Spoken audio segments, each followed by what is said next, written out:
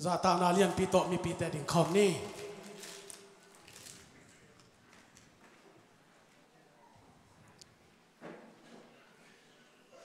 tunina media lampanina chepte na nuam tina ithupi ithulu kongpulak masadinga Gilgal pan kipan ni Gilgal pan kipan ni chihidingi ilai sang thong munding kumpi te ni na alian ni aneu khat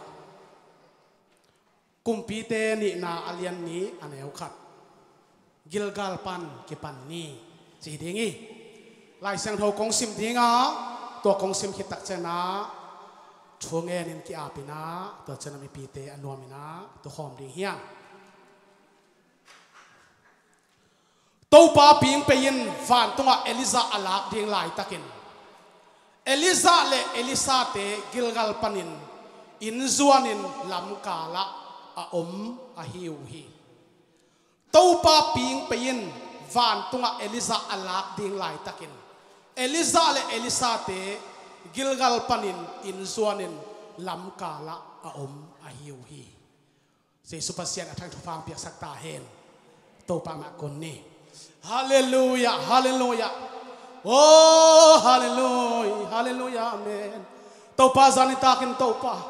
Kavek pin taupa zan te taupa zang din nong lum saka. Hun man takin sing sang nong phong kim chiata. Biak piang na sunga taupang sung tan pin. Oh, biak piang na zong taupa che thum so se ni bang hong so pi hina. Tuin taupa hal amen taupa nalai sang humop te taupa. Nana sempan taupa na mite adin taupa pulaki ni kay manin taupa lamdang tak main taupa kalay teng lokki kinla kakamteng ke kinla nagwal zona taupa atakin taupa musang yatain nang mazia bangin taupa hali amen zakni na hello bangina an kamlim nang piag sakin la khoi zubak khumding taupa nang man o kakampan aking khiate taupa musian so sakin la sathawang nil sang yatain lungdam ko na Yesu namin to thunge ni nakhuta ko ki abi khut ben na to pa pa toy kom ni anu amin to ding hiang hallelujah hallelujah atam lawa biak piang na mun zuan apaite dam na to inlam ong zuan sakta hen lung kham na to biak piang na mun zuan apaite lung dam na to inlam ong zuan sakta hen khut ben sia sia ni praise the Lord hallelujah hallelujah hallelujah tunina ikipat namun aman mak ding ke samai manina Gilgal pan kipan ni cihi itupi dena isimma bangina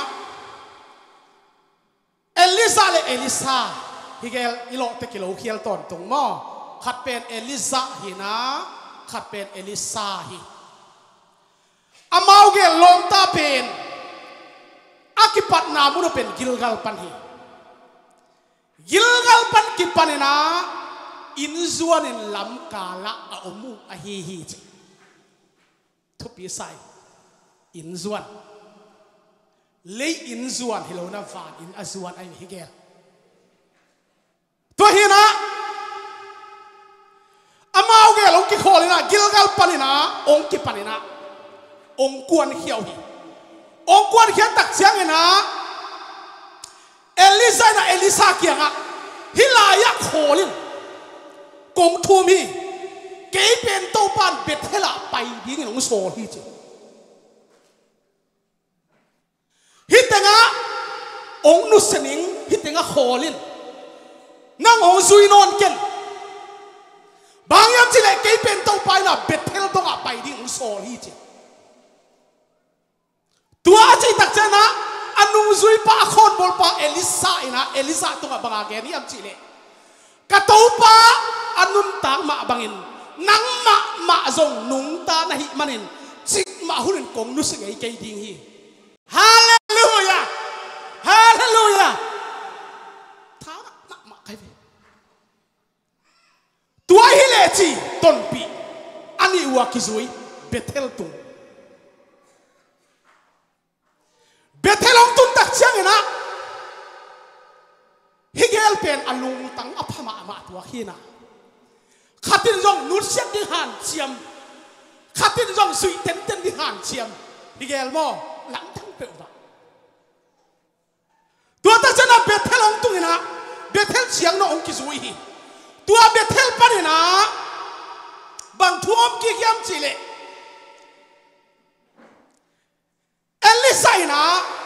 Elisa kianga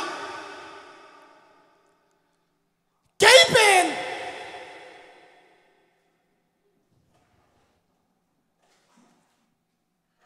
Jericho wa to parang sol hi Jericho wa paidin kayong solay manina hitaka kholin silewe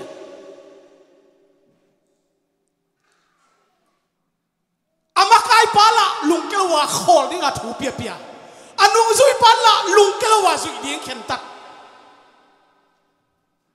keipen Jericho wa to pan sol hi Bethel nu siat som Elisa pe Nur siya som tak chang na hitanga kholin keipen Jericho wa to pan ong sol hi chi achi tak chana dena again sama bangin katopa nung ta a nang ma zong nung ta nai manin chik ma hun kong nu sing ai ki ding hi chi na aman dong leo leo hi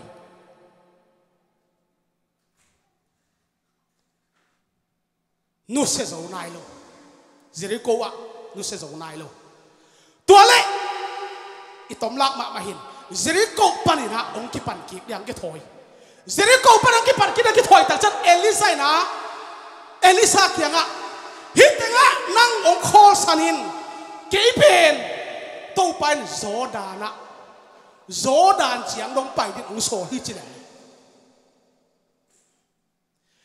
Jordan pai din thunga kai manina nang hi Jericho wa ong lusia ding hi Jericho ka ong khol sanin achi tak chiang ina Elisa in lungki het lo na dena again sama bagin katau pa nung ta ai manin nang ma zong nung ta nai manin chik ma hunin kong nu singai ke ding hi china dog ki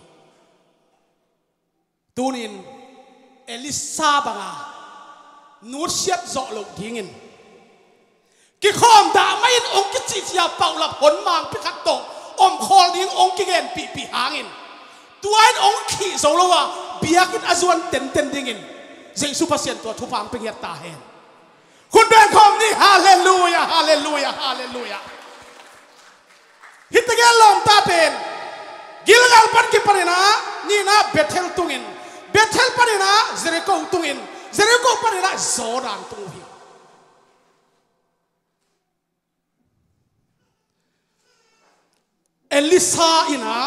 Elisa pen suitan suak Elisa in nur siat asomang nur se zo vet lo tu hangina itu pi pen Gilgal pan ki pan ni higel lom ta pen akipat namuno man loma ma imanin tena worship la to ngoi nau van tung lung dam na van tu hau na van tung dam na amaute ni sunga omoki hallelujah van tung panina lung dam na alian ma amau sunga omai imanina amaute ki ken so ma tale ken zo lo omuhi ken zo lo omina Jordan ong tung hi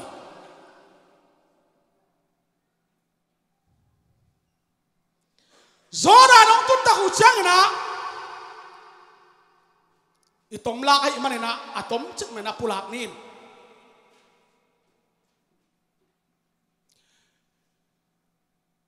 Elisa ina tua Jordan pen tuina luang dia mo kai ve tuina luang dia mo kai changa apuan tualpi ong zialina apuan tualpi ong suakhen apuan tualpi ong zialin tua Jordan gun tui aluang pen ong satina ken ning suaken alang le langa phung bangin ong din kholina tua chana alom tauna ong gal kai Jordan gun gal ani wang gal ka ho bayam chile nur siat zo lo Elisa in zulahi nu se zo vet lo hi thu pen lam dang sama kai ve tua mana Jordan gun pa ong tun tua ku chana tua Jordan apuan pi tong satina khen eso cha agalong kai na amau tegel agal ka khil chan Elisa kenga hitan ta lung kilo anong zui pen china aman zong ade sak thang suak lama mai chianga kumpite ni na alien ni aneu kwa semleng amau te agal ka kilu changin Elisa kianga nang kiang parin kei hong kilak hiat main nang adingin kong hi sak ding na dei hong kenin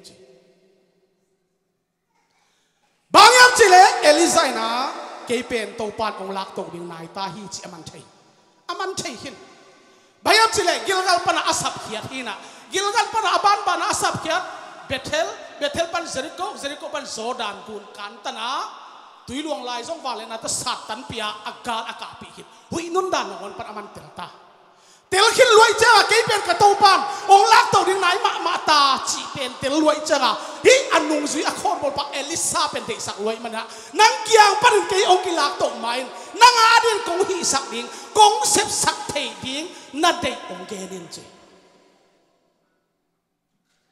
tua bang dan na de ong ke na chi tak chana Elisa jong pen khalung pin na lung fang na pen to pan pen ya tina tua bang achi tak de Elisa in kha thua na wang let na azza ni tan ni ong lu sakin che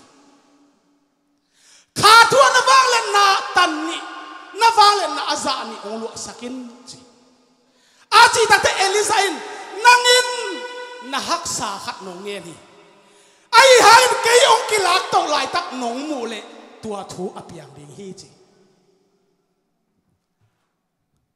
zeon ta te Gilgal pan ikipat kulhi Bethel itun kulhi Jericho itun kulhi Jordan gal ikai kulhi amen pui reu khop mai bangza taka thu pi hiam chi le Thua Elisa tua to pa apiak fang let na tan ni asa ni tan ni aluk thei na dingin Gilgal pek panina ki pana Jordan kang tonga lung kelwa azui ten na hang nut sia soma tele nut sia chok lawa achi tak na thu pa pen den chang na Elisa nga mo ki hallelujah hallelujah Zion ta te kham ko pi son na mo lam kim lam pa ma ong sun aneu sok mente akol sok mente khalam ituan tol thei nang ithanem thei nangin ipuk thei nang ipa thei nangin khol ma yin chin pang la phoi no jong tam pi ta om ding hi tunin Elisa bangin upna chitakin Elisa azui ten na thupa ipol pi tonga ibiang na Jesu amin ong tung ya ta hen khut be na ta la di hallelujah hallelujah hallelujah hi be na pi ta na thang a hi nut sia som Gilgal pan ki panina nut sia pa som nga lo Bethel pan nut sia som ki nga lo Jericho pan nut sia som Jordan pan dong nut sia zo nai lo agal kha ta zui ten lai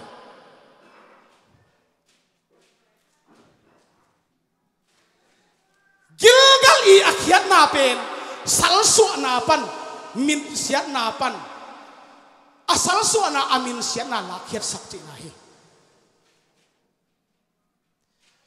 salsu na min siat na om no lo na Gilgal pan akipan lom ta te ken ette tak ma hi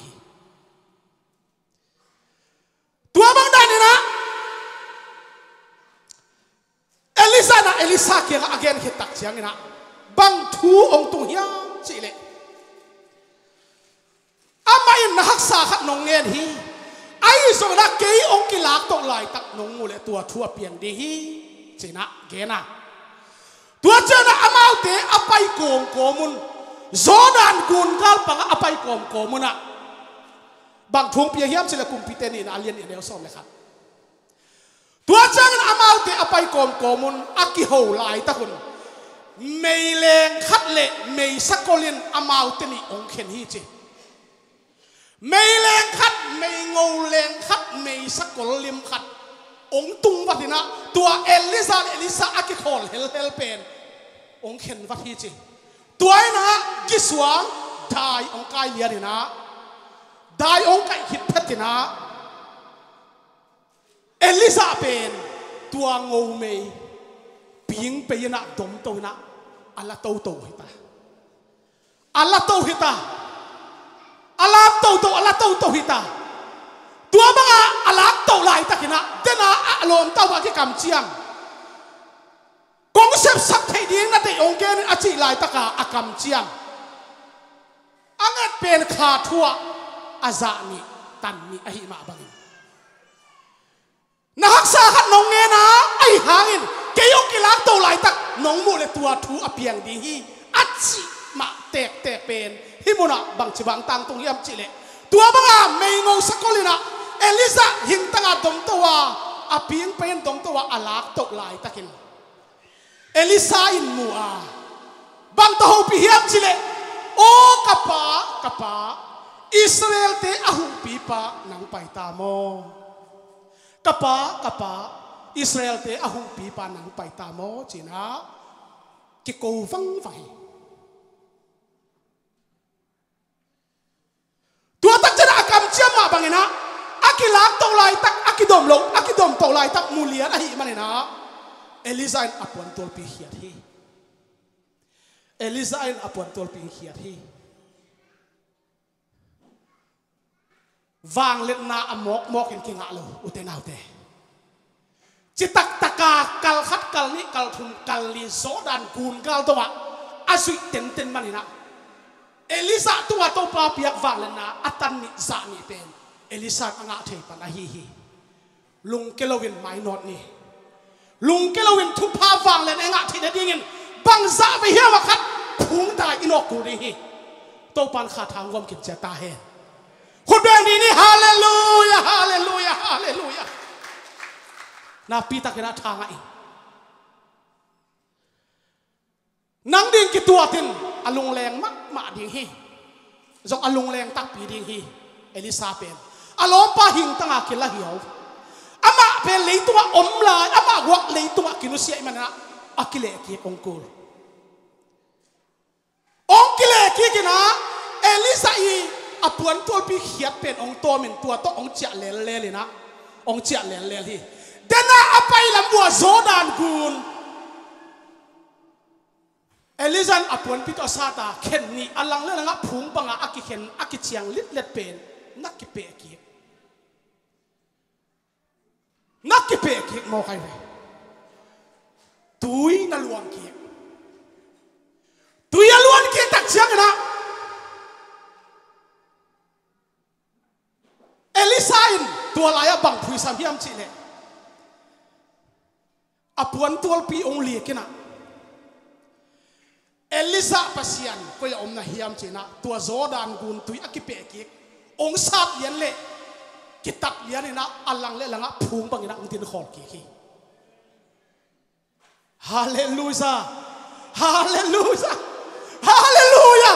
ute chi tang na le thuma na thuak zo na pen ipa nga mitun thina din na ki sap le ute Elisa lung kelava asula nunga ma zui ten hilaya kolin Elisa o zui non kena chi hangin kinu sa solo nang nung ta kapasian dong nung ta imanin nang ching mahun kong nu sa kay dit ching mahun to pan nung zui no pan lung kelava lampiel lo dingin achitak ni thupi dingin anun ta na to pan pu phangyat ta hen kun be khom ni hallelujah utena thupi jen sie Zion tanu ta party ari hitu kinak sab jen sie nur sian som den hiven nur se um fek loi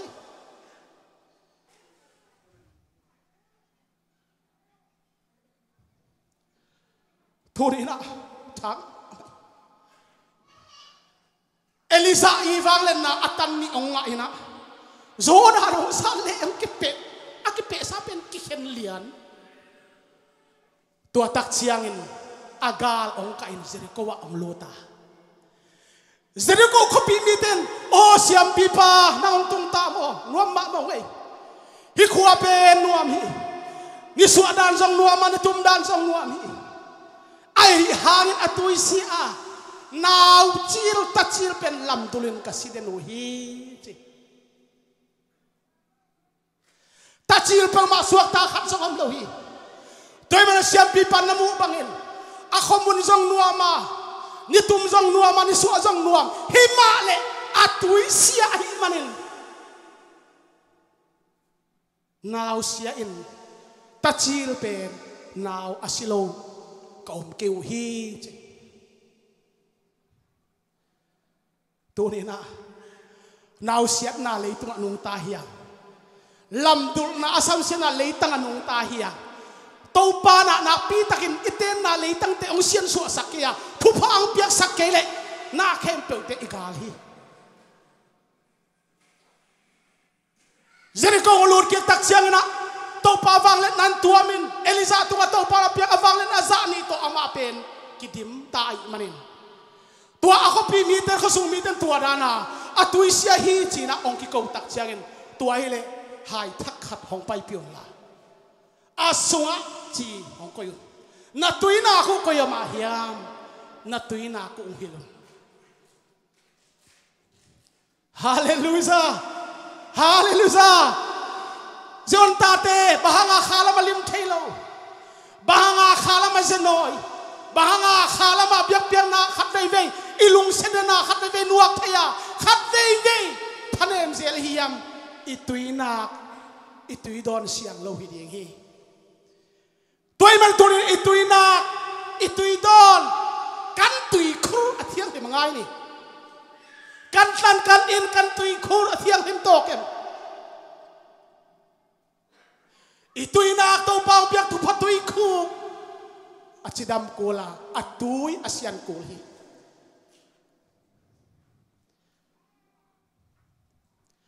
chi hai sunga chi yung koina siam pipa Elisa ngapina trina kang pai pia trina kang pai pi tak siang na Elisan phui samina napi takina phui sam ki tak chan si pen tua tuina ka ong hiain tuina ka ong sungin tua kita cha lai sa no simlen Elisa i kampau na hangin tu ni dongin si na le tatol na te om no lo hi chi to to pa mi thana thupi na tang ta hen khut beng ni hallelujah hallelujah hallelujah leitung bu pi khong asian sak zo di lo wi leitung bu pi akisam sia hi ayang pasian mi te ten na ding kisian su the hi pasian mi te ten na khol na ding sian tho na to khana sep na to ki pu pha the hi to pa kambal ami sak te tung ton to pan lian spi sem the hi praise the Lord hallelujah to pe ngam di hiang muang ngam di hiang ute na ute toy mana gilgal pan ki pan ni hitage lom ta ki pan namun man loma ma iman ma loma ma imanin Elisa ahing tangin kilahi fo khau pai sai Elisa ahing tangin kilato Elisa tunga tau papian fale na Elisa asa ni atan ni nga ikipat namun amandingin nanun ta na kanun ta na tau pa ong bol he la atakin puak pat nang pengyat ta he atakin kilnga khele tau pa ho pengyat ta he athumang ni je ta tau pa thupang pengyat ta he hudeng ni hallelujah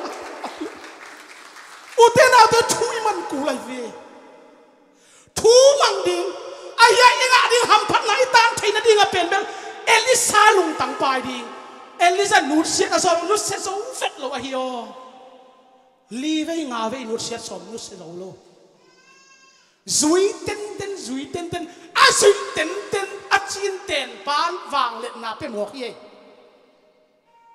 hallelujah hallelujah tama tu ni na tha kang a zong kalung sim tong ong su khama ai tama tu ni na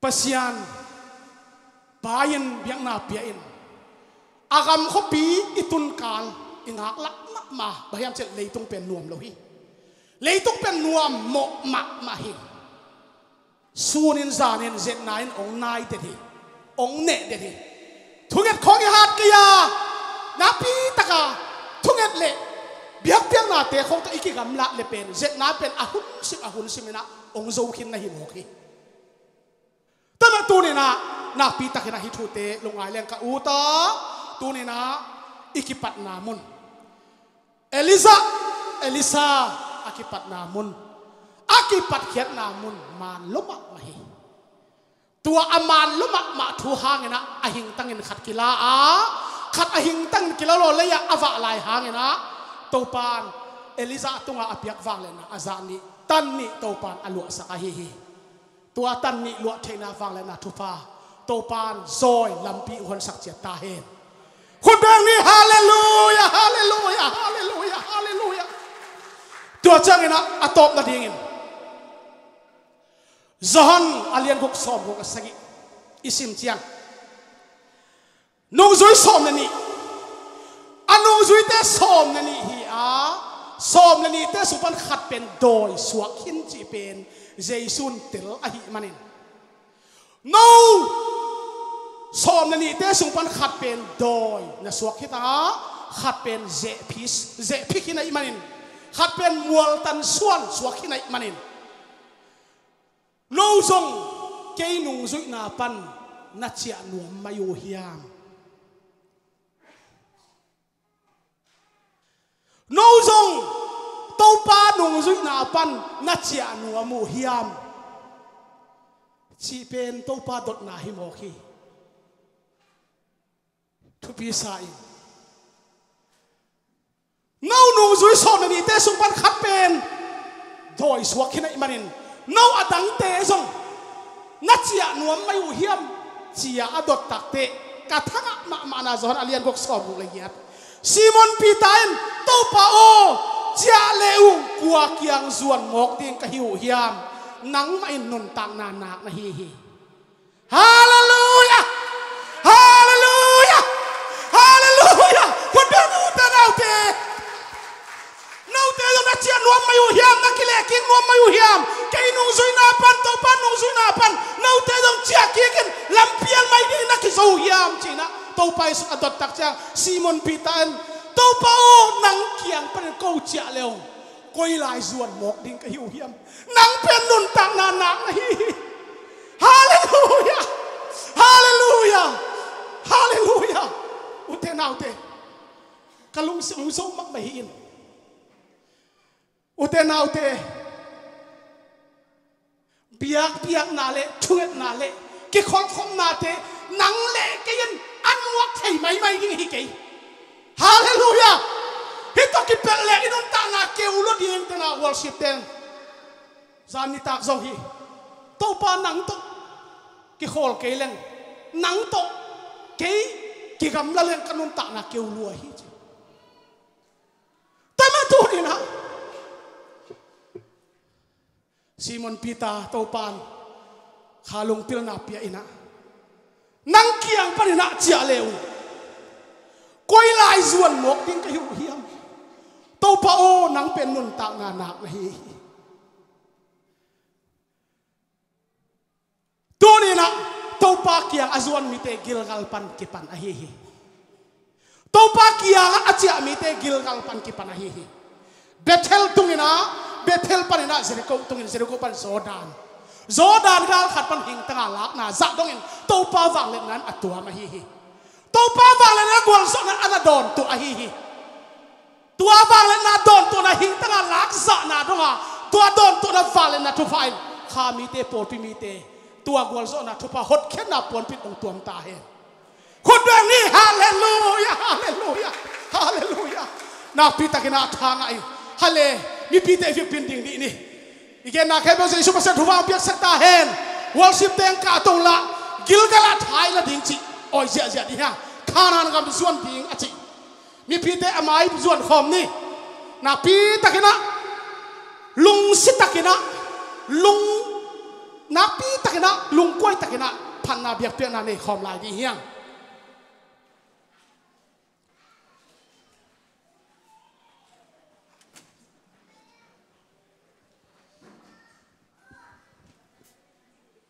Tunina leitung hun pen siat lam manoi na man la ma mo nang le ken hibanga biak piak nanuam phan nanuam tuni ahun nuam pen ahi man ahi na mel kitel lohi toy man tunina lam gia singte suangte akiko maina nang le kei ke ko bi yang Gilgal pan ki pan bi yang haleluya Bethel tung ding Jericho tung ding Jordan tung ding ding ta to pa lang na zo nga mai ding haleluya tua za dong dak upna anei ding te hi hi tai mana vek pe la sa khom ni kanan gam zuan ding apai yang lai ai qua sinh ding hom ki to you xóa lung thầm loài to ba tung amen haleluya haleluya na khu su hey bi za to ba chi oh haleluya haleluya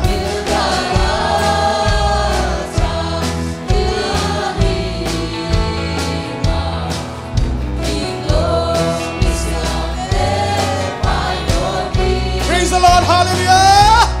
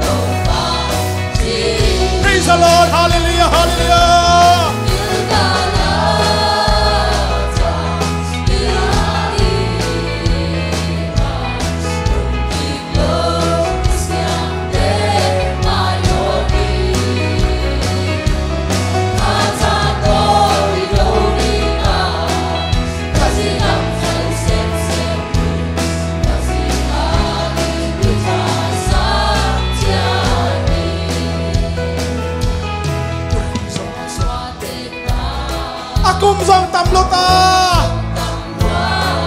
Kalsim dang bela Joshua Nakalsim ding tam luan na mite tapia in praise the Lord hallelujah Hey ha hallelujah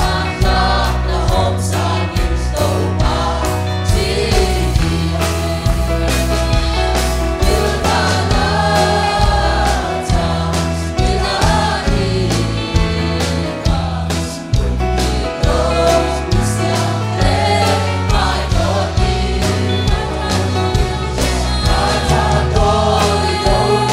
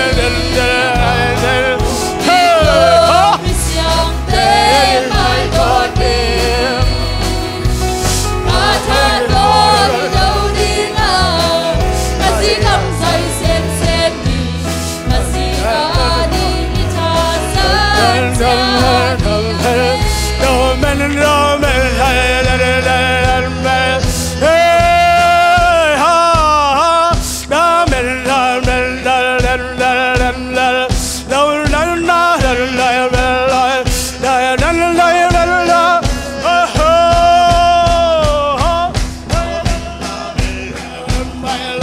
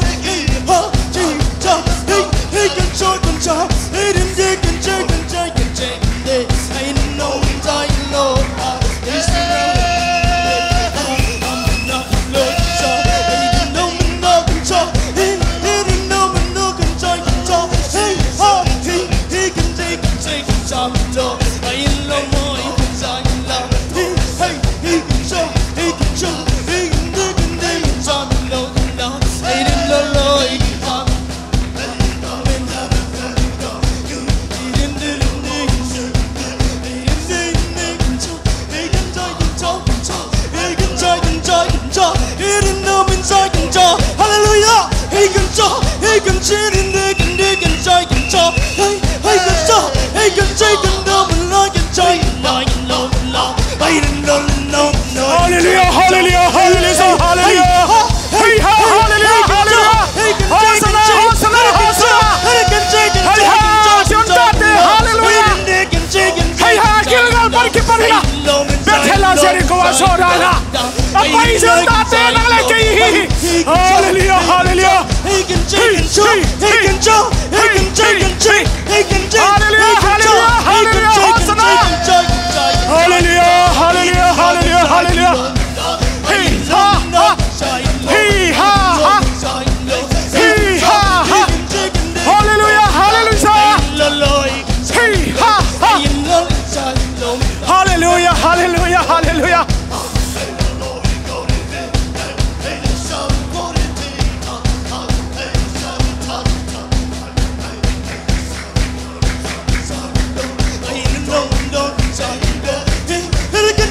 Hallelujah, amen, amen, amen, amen. Praise the Lord. Hosanna, Hosanna, Hosanna, Hosanna. Chính mà hôn nàng công nó sang cái đi. Các tàu ba nung ta nàng sao nung ta này mà bằng. Chính mà hôn công nó sang cái đi. Elisa đã chia hi. Hi ha, hallelujah, hallelujah. Hi ha, ha, ha. Hi ha, ha. Hi ha, ha, ha. He can blow it. They belong but told he played as they can die. I can tell the law for look and listen, they will lost. I send they the load is so he ha ha. Hallelujah, hallelujah, hallelujah, Hosanna, Hosanna, Hosanna, hallelujah, hallelujah. He can take and take and take and talk. He can take and take and take and take and talk and talk. Hallelujah. No, hallelujah. He can take and love and love. Hey, ha, ha. Hey, ha, ha. Hey, ha, ha. He didn't dig and dig and joy and love. He didn't alone. He didn't like. Praise the Lord, hallelujah. Tao ba nung ta hi nang song nung ta na hi ma ni. Kong nung sa kai di la chia hi. Hey ha, nung sa lau di hi. Zui tan tan di hi. Hey ha, hey ha, ha, ha. Hey ha, ha, ha. Hey ha, ha, ha. Hey ha, ha. Hey ha. He will build and Peter stayed in day.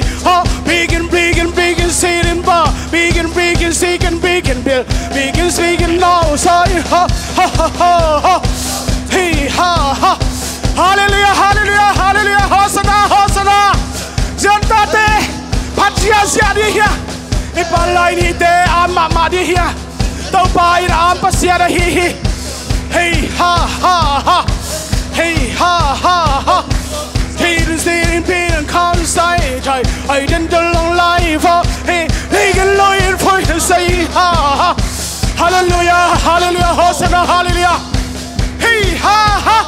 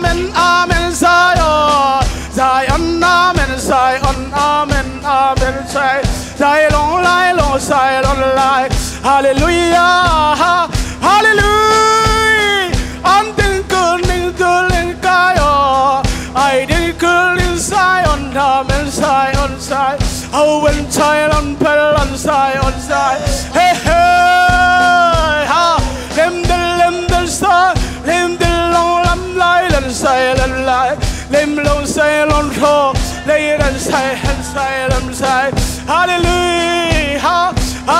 I can pray inside, Lord. Lăng can say my Lord.